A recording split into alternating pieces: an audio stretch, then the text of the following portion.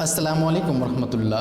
दोस्तों, आज की इस वीडियो में हम लोग मशहूर नावल फ़ायर एरिया के बारे में पढ़ेंगे। इससे पहले हम लोग इलियास अहमद गद्दी की हालात ज़िंदगी, उनकी हयात व ख़िदमात और उनके ताल्लुक़ से मारूसी सवालात को भी हल किया है, उनको पढ़ा है। अब उनका जो मशहूर नावल जो हमारे सिलेबस JSSC में शामिल है, फ़ायर एरिया है। फ़ायर एरिया बहुत ही मशहूर नावल है, इसके बारे में हम लोग पढ़ेंगे। सबसे पहले हम लोग इसका ख़ुलासा देखने वाले हैं कि फ़ायर एरिया का ख़ुलासा क्या है। तो ख़ुलासा को समझिए। Novel fire area Ilyas Ahmed Gaddi की तख्लीक़ है, यानी फ़ायर एरिया का जो खालिक है, लिखने वाला है, वो कौन है? इलियास अहमद गद्दी हैं। फ़ायर एरिया 1994 में शाये हुआ है। कब? 1994 में। फ़ायर एरिया नावल में इलियास अहमद ने दूर दराज इलाक़ों में जाकर काम करने वाले लोगों की मेहनत कशी और उसके बदले मिलने वाली मामूली मजदूरी का हाल बयान किया है। नावल फ़ायर एरिया का मरकज़ी किरदार क्या है? सहदियू है। नावल फ़ायर एरिया कुल 3 अबवाब पर मुश्तमिल है। इसमें हम लोगों ने क्या समझा कि नावल फ़ायर एरिया का जो मरकज़ी किरदार है वो सहदियू है और नावल फ़ायर एरिया कुल 3 अबवाब पर मुश्तमिल हैं। और इसमें इलियास अहमद गद्दी ने दूर दराज इलाक़ों में काम करने वाले मेहनत कशी और उसके बदले मिलने वाली जो मजदूरी है, मामूली मजदूरी जो मिलती है, उसका हाल इसमें उन्होंने बयान किया है। तो इन चीज़ों को आप समझ गए। अब नेक्स्ट देखते हैं क्या है। पहला बाब। पहले बाब में इलियास अहमद ने नावल की इब्तिदा में कोल फील्ड में होने वाली चीज़ों लोड खसोट का जिक्र करके कारी में आगे बढ़ने की ख्वाहिश पैदा करने की कोशिश की है।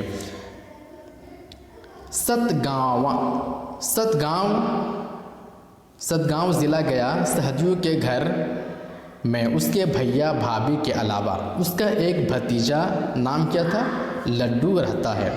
गांव का एक रहायशी ननकू पहले से झरिया धनबाद के कोलफील्ड सरसा कोलवरी में काम करता था और वह इस बार अपने साथ गांव के सहदियू, जैसा कि आपको बताया कि इसका मेन कैरेक्टर और मेन किरदार कौन है? सहदियू है। और वह इस बार अपने साथ गांव के सहदियू जगशेर और वसाद और रसूलपुर के रहमत मियाँ को भी ले गया। किसको किसको लाया था? सहदियों को, जगशेर को, वसाद और रसूलपुर के रहमत मियाँ को भी लेके गया था अपने साथ में। आगे देखते हैं आगे क्या है। इन सब में सिर्फ सहदियू 10वीं पास था। आपने अभी जो कैरेक्टर पढ़ा सहदियू के अलावा जगशेर वगैरह, इनमें सबसे ज़्यादा जो पढ़ा लिखा था वो कौन था? सहदियू, ये 10वीं पास था। बाकी सब क्या थे? अनपढ़ थे। जिस सुबह सहदियू गांव से दूर कमाने के वास्ते जा रहा था, उसे वह सुबह और आसपास का माहौल सब उदास सा महसूस हुआ। न जाने ये उदासी गांव और अपनों से दूरी के सबब थी या अपनी महबूबा जलिया से दूरी के सबब। सहदियू का महबूबा कौन था? सहदियू का महबूबा जलिया। इसको याद रखें, इन चीज़ों को। जो मेन कैरेक्टर वगैरह हैं, इसमें जो भी कैरेक्टर या किरदार देखने को मिलते हैं, पढ़ने को मिलते हैं, उसको आप याद कर लीजिएगा ताकि इजी हो। कैरेक्टर ही से सवाल पूछा जा सकता है। लेकिन जलिया ने उसे यकीन दिलाया था कि वह गिरधारी के कुएं में कूदकर जान दे देगी, मगर उसके अलावा किसी और से शादी नहीं करेगी। ये किसको यकीन दिलाया था जलिया ने? सहदियू को। जलिया और उसके ताल्लुक़ के बारे में सहदियू की भाभी अच्छे से बाखबर थी और उन्होंने सहदियू से वादा लिया था कि वो इस बारे सहदियू के भाई से ज़रूर बात करेगी। झरिया में मज़दूर जिन छोटे घरों में किराए पर रहते थे उन्हें क्या कहा जाता था? धोड़ा कहा जाता था। झरिया में मज़दूर जिन छोटे घरों में किराए पर रहते थे उन्हें धोड़ा कहा जाता था। जैसे ही सहदियू ने कोलवरी में पहला हफ्ता में पैसा मिलता था, पहला हफ्ता उठाया, वैसी ज्वाला मिस्र अपनी यूनियन के 2-3 बंदों के साथ चंदे की कटौती के लिए आ खड़ा हुआ। लालू साध ने उसे हफ्ते सहदियू को बचाने की बहुत कोशिश की। लालू साध ने उस हफ्ते सहजू को बचाने की बहुत कोशिश की, लेकिन ज्वाला नहीं माना और उससे 1 रुपया लेकर ही दम लिया। धोड़ा पहुँचते पहुँचते 3 रुपये और निकल गए। 2 रुपये माइनिंग सरदार राम अवतार के और 1 रुपया मुंशी का। यहाँ तक समझ गए।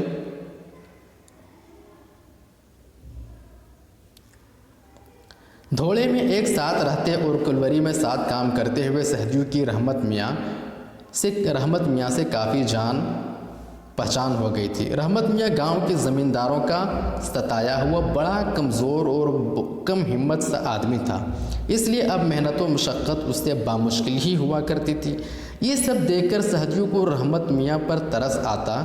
क्या आता? तरस आता। किस पर? रहमत मियाँ पर तरस आता। किसको तरस आता? सहजू को। इस सिलसिले में सहजू ने माइनिंग सरदार से बात की कि वह रहमत मियाँ को आसान काम दे और उसके हिस्से का मेहनत वाला काम सहजू कर दिया करेगा। माइनिंग सरदार बमुश्किल ही सही, लेकिन इस बात पर आखिरकार राज़ी हो गया। वो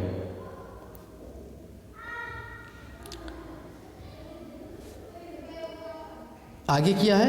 एक रोज़ तनख्वाह वाले दिन सहजू का काला चांद की वजह से मचलना सिंह के आदमियों से झगड़ा हो गया। ननकू ने बीच बचाव किया और दूसरों के मामले में ना पड़ने की सहजू को नसीहत दी।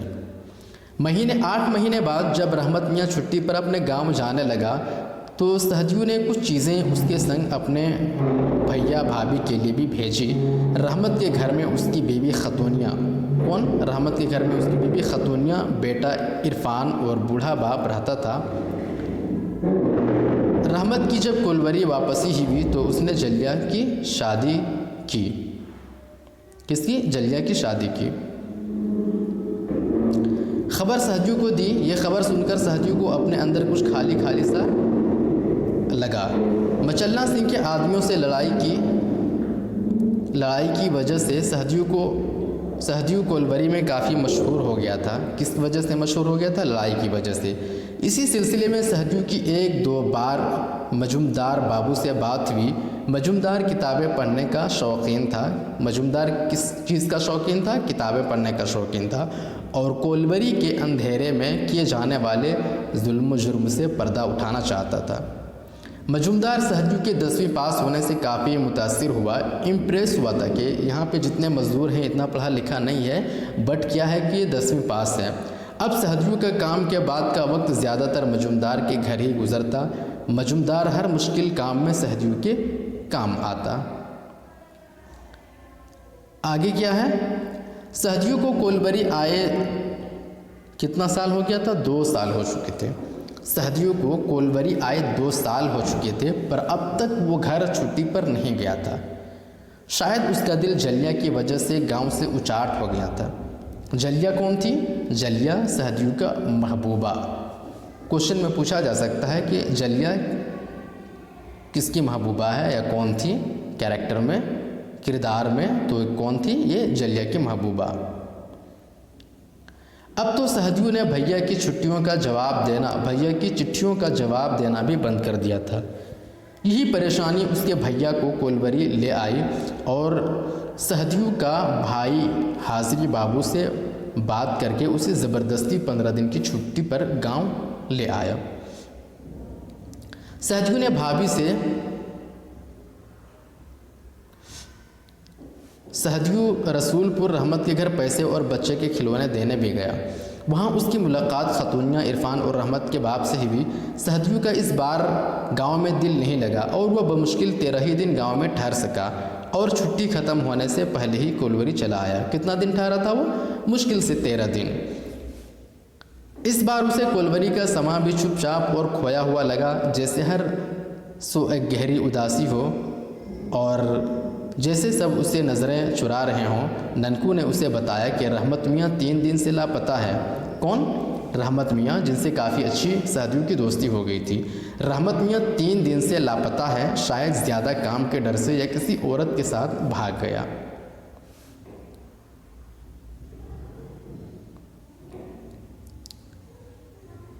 सहजू का दिमाग अपने अंदर अंदर सोचने लगा। जब सहजू ने रहमत मियाँ के बारे में सुना तो वो अपने दिमाग में धीरे धीरे सोचने लगा। उसके अंदर ख्याल आने लगा कि रहमत मियाँ जैसा शांत आदमी पूरी कोलवरी में नहीं है, इसलिए रहमत ऐसा नहीं कर सकता, रहमत ऐसा कर ही नहीं सकता, वो किसी औरत के साथ भाग ही नहीं सकता, इतना शांत आदमी।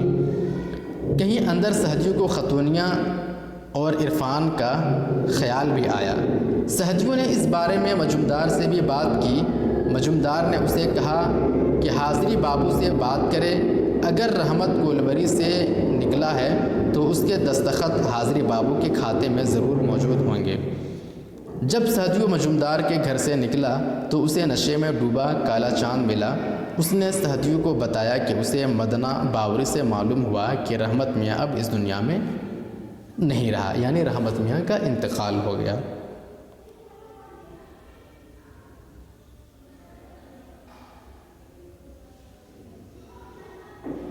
ये बात नशे में मदना ने काला चांद को बताई थी। मदना 4 रोज़ से सो नहीं पाया था, क्योंकि छत से कोयले का बड़ा टुकड़ा रहमत पर गिरने के वक्त वो वहीं था। रहमत मियाँ की मौत कैसे हुई थी, इंतकाल कैसे हुआ था?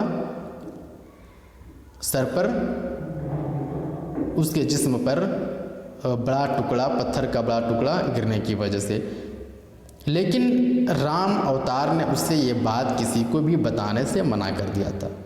4 रोज़ खौफ और नशे की हालत में गुजारने के बाद मदना ने अपना बोझ काला चांद के आगे बेध्यानी में उतार दिया, यानी बता दिया, और काला चांद भी ज़्यादा वक्त ये बोझ अपने सर ना ले सका और वो भी दूसरों के साथ शेयर कर दिया।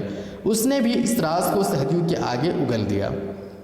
क्या क्या? सहजू को उन्होंने बता दिया। सहजू को खबर देने वाला कौन था? काला चांद। सहजू ये खबर सुनने के बाद सीधा मदना के पास गया। मदना ने उसे सारी तफसील तो बता दी, लेकिन मचलना सिंह के डर से गवाही देने से उन्होंने क्या किया? इनकार कर दिया और सुबह सवेरे अपने सामान और बच्चों समेत घर छोड़कर भाग निकला। सहजू ने राम अवतार से भी इस मामले की पूछगछ की कोशिश की, लेकिन राम अवतार ने उसे धमकी देकर खामोश करा दिया। लेकिन सहजू ने मन बना लिया कि वो इस मामले को इतनी आसानी से हजम नहीं होने देगा। सहजू ने मजुमदार से जिक्र किया कि वो ये मामला यूनियन के आगे कहाँ रखेगा? यूनियन के आगे रखेगा। मजुमदार ने उसे बताया कि यूनियन मज़दूरों के नहीं, साहब और बाबू लोगों के इशारों पर नाचती है। किस पर? बाबू लोगों के इशारों पर नाचती है। सहजू ने मजुमदार की मदद से गुमनाम चिट्ठी लिखकर माइनिंग डिपार्टमेंट को पोस्ट की कि शायद सच सामने आ जाए कि रहमत मियाँ के साथ हुआ क्या था और इंक्वायरी शुरू हो। पर इंक्वायरी तो शुरू हुई, लेकिन बाबू लोगों ने गवाह भी अपनी मर्ज़ी के रखे, यानी बाबू लोगों को जैसे मर्ज़ी थी वो अपने हिसाब से गवाही को रखा, और बयान भी उन्हीं का गवाह भी और बयान भी उन्हीं का। सहजू ने तहैया कर लिया कि किसी भी तरह वो इंस्पेक्टर के आगे गवाही ज़रूर देगा, लेकिन साहब लोगों ने पहले ही अपनी चाल चल ली और इस पर हमला करा दिया। मजुमदार ने सहजू की मदद करते हुए जब गवाही देने की कोशिश की तो मचलना सिंह के आदमी उसे मारते पीटते वहाँ से ले गए और उसकी नौकरी भी हाथ से गई। इस वाक़े पर आकर पहला बाब ख़त्म हुआ। तो ये था पहला बाब फायर एरिया का। अब नेक्स्ट बाब हम लोग देखने वाले हैं। दोस्तों, अगर ये वीडियो आपको अच्छा लगा हो तो प्लीज़ कमेंट बॉक्स में ज़रूर बताएं और दूसरों को शेयर भी करें। शुक्रिया।